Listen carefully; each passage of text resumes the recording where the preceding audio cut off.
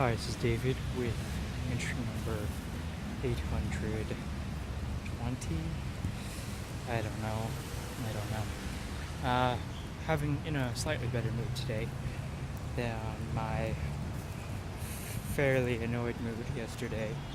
If that was troubling to you, I apologize, but I was in a bit of a state because I'll just explain what had happened right before I had recorded that.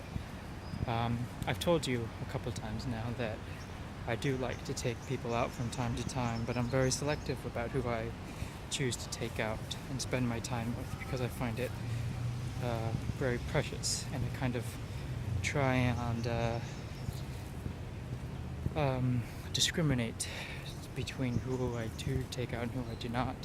And I had said before that I had just been burned one other time because of the person I took out turned to be a dickhead.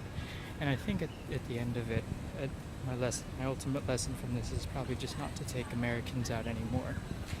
But what ended up happening was I was at the hostel and some nice people came in and I agreed to take someone out. And then another person came in, and then it turned out that the person I invited out had two other friends staying at the hostel in a separate room that I didn't know about. And at the end of the day, what ended up happening, or at the end of this time, this person that I just invited, one person, she invited this new person, and then invited her other two friends. So it ended up taking out four other people, and I was the fifth one. And of course, as Murphy's Law would suggest, I ended up being the odd man out, of course, and the other two paired up, and so I was left out. And so I spent, I don't know, about half an hour taking people around, taking the time out of my day, showing them around, and they just stayed together in their pairs, in their couples, and just left me hanging out. And what was I supposed to say? Like, what could I have done?